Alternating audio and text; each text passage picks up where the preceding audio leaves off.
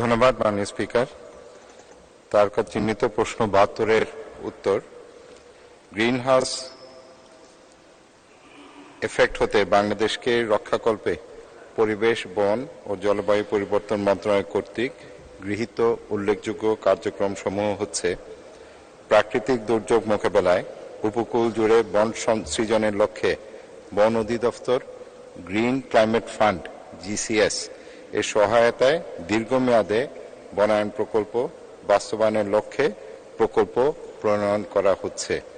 এছাড়া সরকারের বিভিন্ন পরিকল্পনা বাস্তবায়নের জন্য স্বল্প, মধ্যম এবং দীর্ঘমেয়াদী উন্নয়ন প্রকল্প গ্রহণের কার্যক্রম চলমান রয়েছে।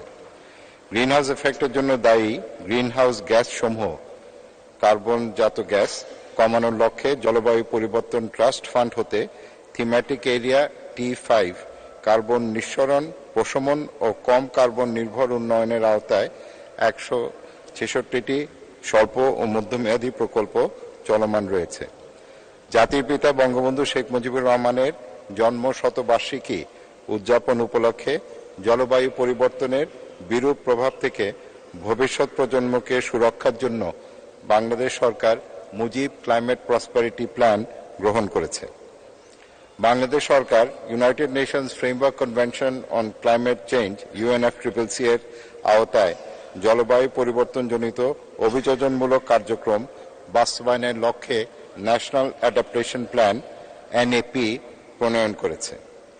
প্যারিস জলবায়ু চুক্তি অনুযায়ী বাংলাদেশ সরকার ন্যাশনালি ডিটারমাইন্ড কন্ট্রিবিউশন NDC হালনাগাদ পূর্বক বিগত ২৬ অগস্ট ২০২১ UNFCCC সেক্রেটারিয়েটে দাখিল করা হয়েছে, যার আওতায় দেশীয় ও বিদেশি সহায়তায় ২০৩০ সালের মধ্যে মোট ২১.৮৫% গ্রিনহাউস গ্যাস নির্গমন কমানোর প্রতিশ্রুতি প্রদান করা হয়েছে।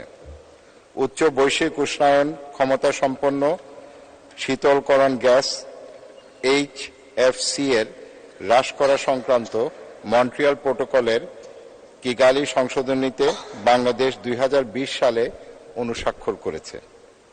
বাংলাদেশ সরকার জলবায়ু পরিবর্তনজনিত ঝুঁকি মোকাবেলায় জাতীয় সক্ষমতাকে সর্বাধিক গুরুত্ব প্রদান করে Bangladesh climate change action and strategy plan ২০০৯ প্রণয়ন করা হয়েছে।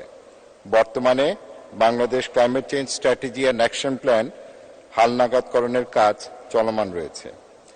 বৃহত্তর ঢাকা এলাকার অভ্যন্তরীণ বায়ু দূষণের উৎসগুলির মধ্যে রান্নার উদ্দেশ্যে গৃহস্থালী জৈব পদার্থ পোড়ানো ২৮%, বিদ্যুৎ কেন্দ্র 24%, ইটের ভাটা 13%, রাস্তার ধুলো এবং মাটির ধুলো 13%, উন্মুক্ত পৌর বর্জ্য পোড়ানোর 11% এবং যানবাহন থেকে নির্গমন 4 থেকে 5% হয়ে থাকে।